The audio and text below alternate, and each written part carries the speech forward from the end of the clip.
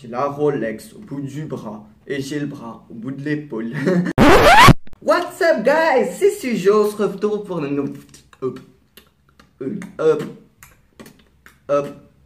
Ok, je m'engage à faire une vidéo là tout de suite, juste après ça où je rappe dessus, c'est beau ou pas? Je bois de l'eau comme bois l'eau, j'écris mes textes comme un moineau. Ok.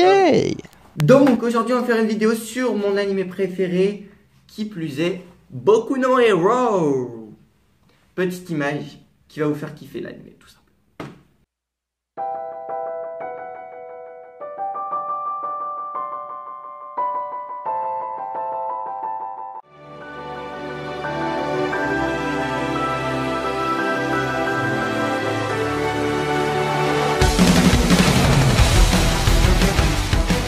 Est-ce que My Hero Academia c'est surcoté? Bah non j'ai ami, bien sûr que non.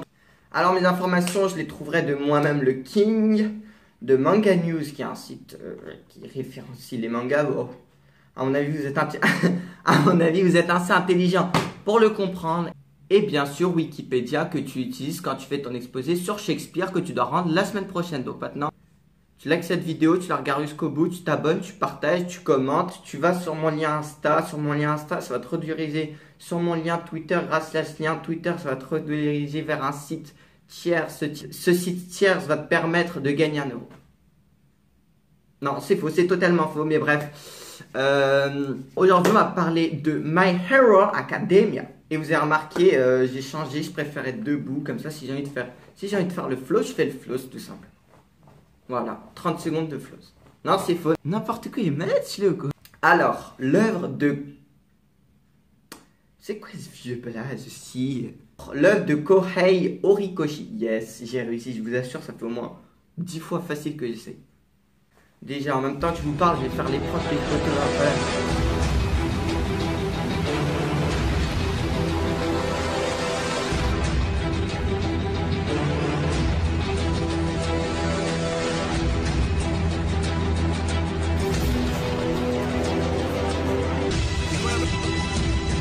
Ah mais je saute. Alors Horikoshi qui est une mangaka, oui c'est plutôt rare.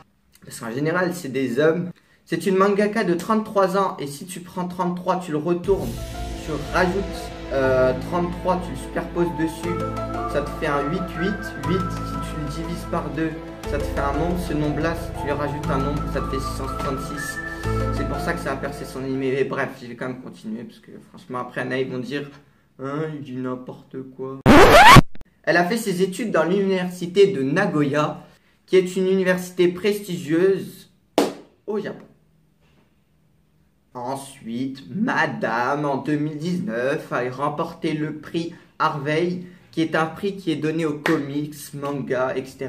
En gros, pour y participer, il faut que ton œuvre elle soit traduite en anglais et diffusée en Amérique du Nord, c'est tout. Et après, ils te donnent le prix s'ils veulent. C'est comme le Ballon d'Or.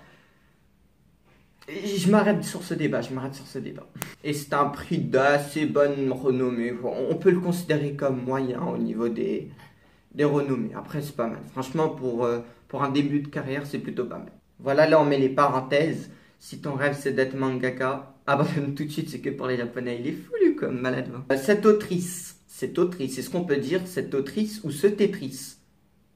J'avoue, elle était pas mal. Si, la famille. Va te faire enculer, PD. Ça marche. Elle a sorti elle a sorti 3 œuvres majeures. La première, personne ne connaît, qui est Barrage. Ensuite, la deuxième, qui est déjà un peu plus connue. Je vais pas vous mentir, je la connaissais que de nom. Heureusement qu'il y a Manga News pour m'informer. Alors, d'après Manga News, bon, je vais le refaire, je vais le mettre à mes mots, parce que franchement, j'utilise des mots trop compliqués pour ce que c'est. En gros, c'est l'histoire d'une fille, d'une lycéenne, que tout le monde pense bonne à rien plutôt, qui son but est de prouver qu'elle n'est pas bonne à rien.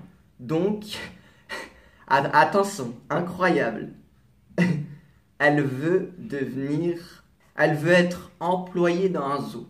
Déjà là vous me dites, là clairement, là vous avez skippé 2 fois, vous avez appuyé 2 fois sur l'écran, histoire de skip 10 secondes. On va pas se mentir entre nous.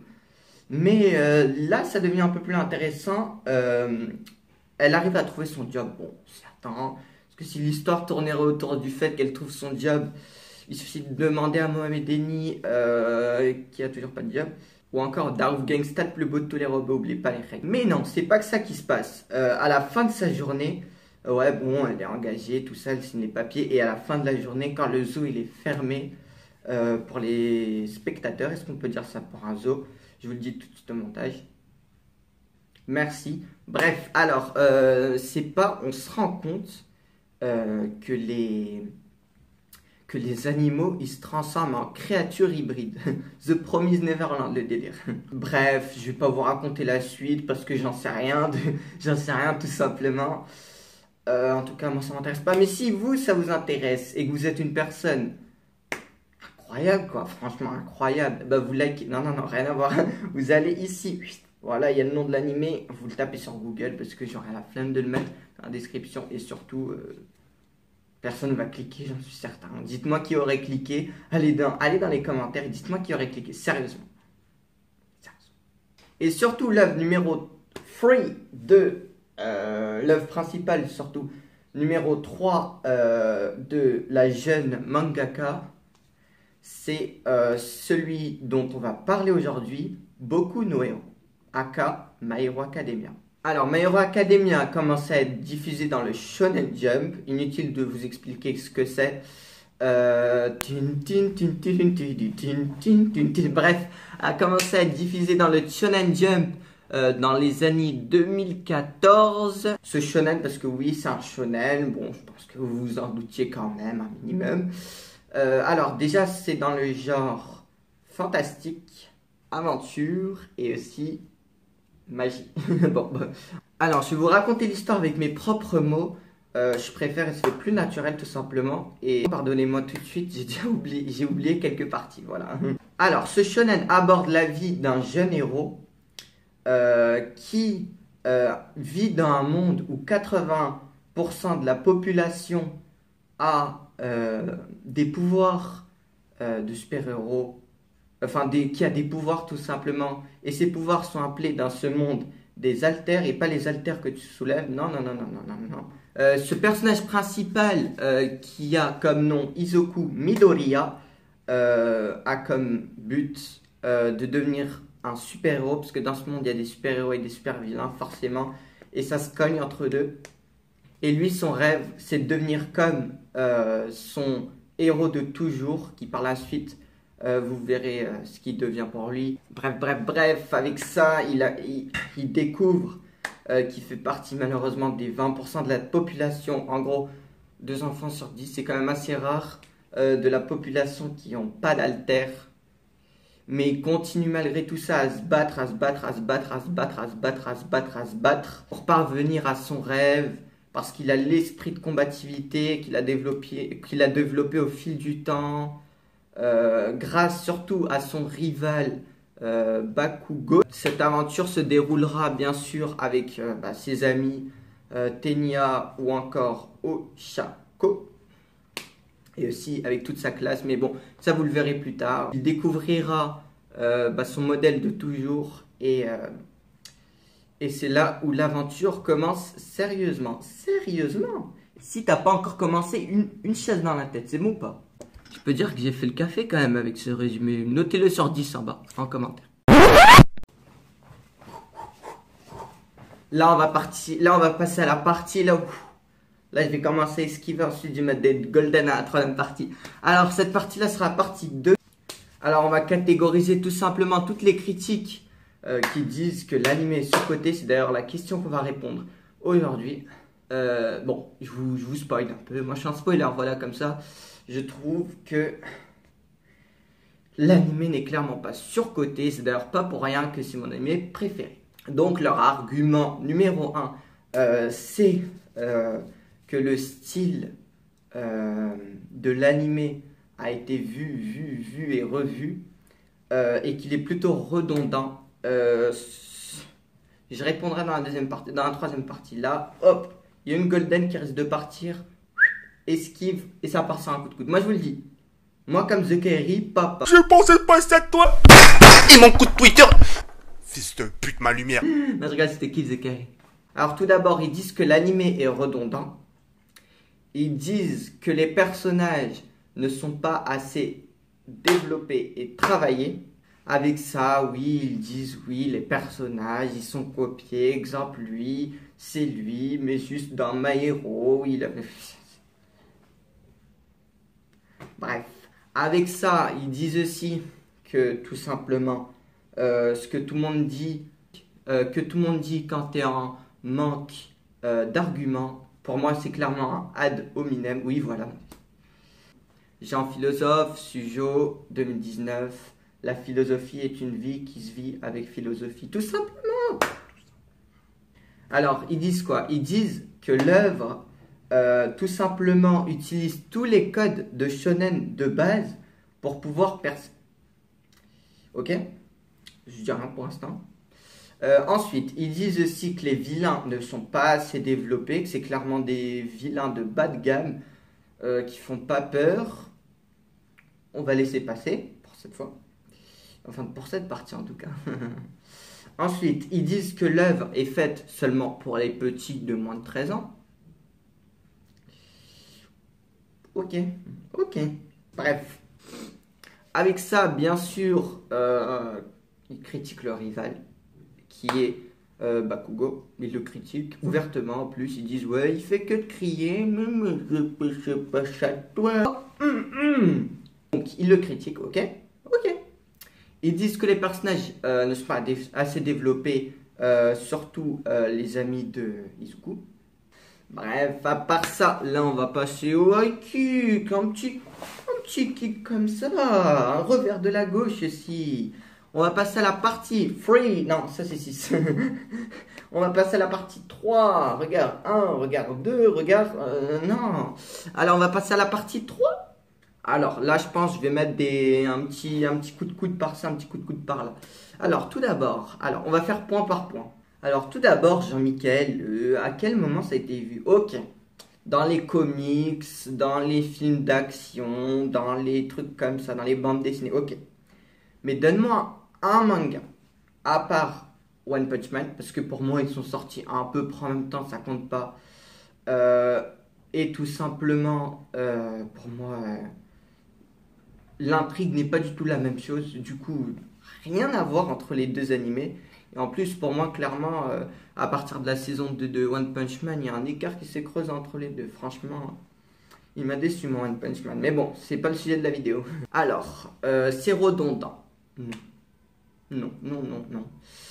Les péripéties sont travaillées, les histoires sont bien enchaînées. Il n'y a pas un écart de force à chaque fois. On n'est pas sur du Dragon Ball où d'un épisode à l'autre, il est 1 million de fois plus fort, mais bref, les péripéties, tout d'abord, elles sont complètement travaillées, donc ça peut pas être redondant, je vois pas en quoi c'est redondant, je me rappelle plus trop de la saison, hein, franchement, mais en tout cas, je sais que les péripéties sont accrocheuses, et que elles sont pas redondantes, car tout ça est travaillé, c'est pas parti d'un coup de tête de la part de l'auteur, de l'autrice, du mot de la matrice, bref, de l'auteur, on va dire de l'auteur. Dites-moi en commentaire si ça se dit autrice, mais bon, pour l'instant je vais dire auteur, comme ça on est calé. Les péripéties s'enchaînent fondamment entre elles, tout ça avec un lien à chaque fois entre elles. C'est pas genre ça vient comme ça d'un coup juste pour mettre une péripétie. En plus, l'histoire avec les méchants, elle est incroyable. Exemple, je vous rappelle juste au moment saison 2 ou 3, je pense, du coup, saison 2 ou 3, le moment où Izuku il se combat contre Musculator ou Musculor ou le The Rock du game, quoi. Vous aurez une image de toute façon qui illustre ma pensée. En gros, lui, son combat entre Izuku et lui, il était incroyable. Izuku, il était en train de protéger un enfant. Mais c'était incroyable, il s'en donnait corps et âme. Et ça, c'est franchement un des rares animés où, franchement, il peut nous le faire ressentir à nous-mêmes. Ensuite, oui, vos délires, les personnages ne sont pas assez travaillés. Donc, clairement, vous sautez les 3-4 épisodes qui étaient liés à Shoto. parce qu'il voulait pas utiliser son pouvoir et donc 3-4 épisodes pour tout nous expliquer. Ensuite, vous allez aussi sauter les 3-4 épisodes qui parlaient de la vie de Tenya, peut-être. Les 3 épisodes, les 3, 4, 5 même, où il parlait de son histoire et de son frère, etc. Qui nous montrait des deux personnages, leurs caractéristiques humaines. Exemple, Shoto, il est timide. Tenya, il est déterminé quand il veut quelque chose. Tout ça, vous voulez le sauter. Et en plus, ça m'étonnerait que là, bon, c'est mieux que je parle pas du personnage principal, qui lui, clairement, a été approfondi jusqu'au maximum. Et encore, je suis sûr qu'elle va nous apporter encore 2-3 détails croustillants. Avec ça, ça m'étonnerait pas que dans la saison 4, là, celle en cours, on nous raconte la vie d'Oshako ou de son enfance. Après, ils disent quoi? Ils disent aussi que les caractéristiques des personnages sont volées. Ok, il y a 2-3 codes dans les shonen, à mon avis. Je pense que ça, vous l'avez oublié. Il y a des codes dans les shonen qui marchent plus que les autres et forcément, ils vont en utiliser un moment. Donc, du coup, ça a tendance à se ressembler. C'est comme si vous comparez lui à Sanji, juste parce que les deux sont pervers quand même. Vous partez un peu loin quand même dans vos arguments. Ensuite, on critique My Hero parce qu'ils utilisent beaucoup de codes de shonen. What? What the fuck? Concrètement, c'est comme vous allez dans une université de peintre, vous apprenez à peindre des toiles, sur une toile. Et là, vous allez dire à quelqu'un, ah mais attends, mais tu peins sur une toile, mais t'es complètement un copieur, toi. What? Attendez, elle est allée dans une université, elle a été diplômée là-bas, c'est une université de mangaka. Vous pensez vraiment qu'elle va pas utiliser les trucs qu'elle a appris là-bas? Sérieusement? À un moment, il faut réfléchir, franchement. Elle a appris des codes, c'est pour les utiliser, forcément. Après, oui, ok, il faut qu'il y a 2-3 changements quand même pour pas que tous les animés soient pareils. J'ai pas envie de me mettre toute une communauté à dos, mais en gros, Fairy Tail. Prenons comme exemple. Le personnage principal a le pouvoir du feu et un autre personnage principal, qui est Grey, a le pouvoir de la glace. Il n'y a pas plus cliché que ça, sérieusement. Et un autre personnage qui n'est secondaire, mais plus, quoi, éco plus, il a le pouvoir de la foudre. Ça, c'est complètement cliché. On va pas se mentir, ça, c'est complètement cliché. Alors que dans My Hero, le personnage principal a clairement un pouvoir jamais vu ailleurs. Dites-moi un autre pouvoir plus stylé que celui-là. À part, j'avoue, le Gear Segun de Luffy. J'avoue, j'ai ma préférence pour celui-là.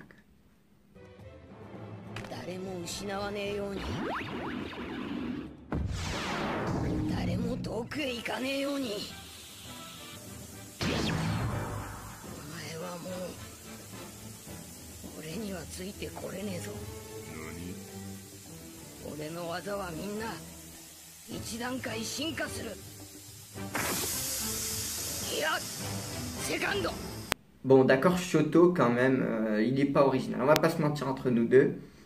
Et aussi, le pouvoir de Midoriya, le personnage principal, c'est un pouvoir qui se transmet. Et c'est plutôt rare, quand même, les animés où ça se transmet. Du coup, c'est plutôt original. Déjà, en premier point. Ensuite, le point juste après. Alors là, je pense qu'on va cacher des petites bouches. Là, je suis prêt. Là, je mets ma garde et je parle avec ma garde. Alors, ma garde, déjà, elle est éclatée au sol parce que...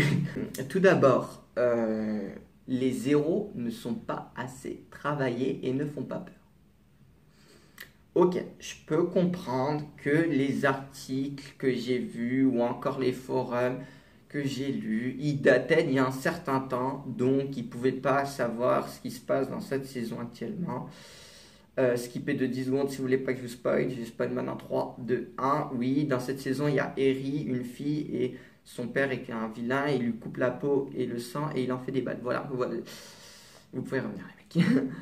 Donc, ça déjà, c'est effrayant, clairement, c'est clairement effrayant. Ça montre que c'est des vrais vilains et pas juste la Team Rocket, quoi. Mais même, à la saison 2, il n'y avait pas Stain. Stain, le grand méchant qui lance des big regards noirs, pire regard noir que quand ton daron, Il a ton bulletin, il est comme ça avec ses petites lunettes. C'est l'imitation de Sujo. Ah, excusez-moi, c'est le bulletin de mon fils?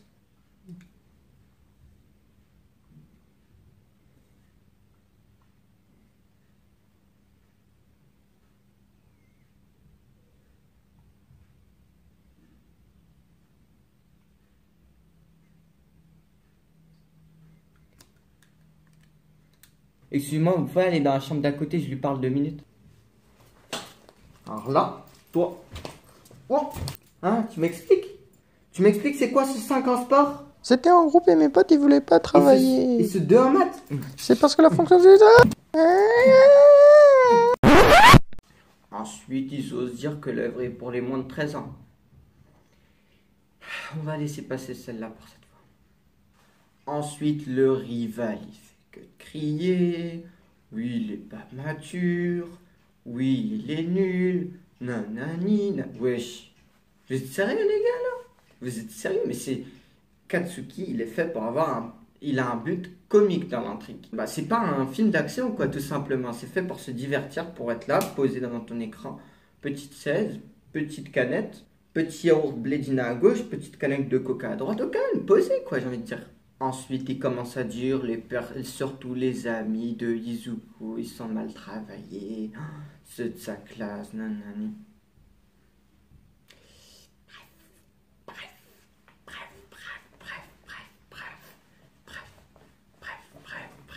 Et bref, et oh, et bref, et ah, et bref, et oh, et...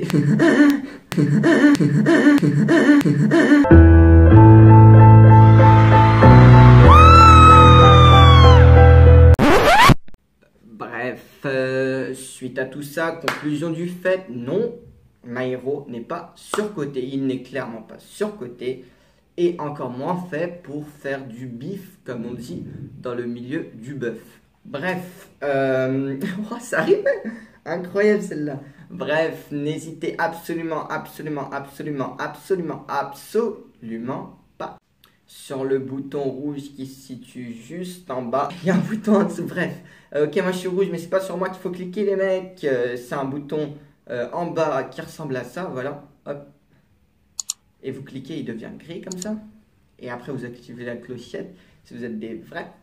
Et avec ça, vous likez. C'est le petit bouton gris juste au-dessus du bouton s'abonner, il ressemble à ça. Avec ça, vous commentez. Avec ça, et surtout, s'il vous plaît, le plus important,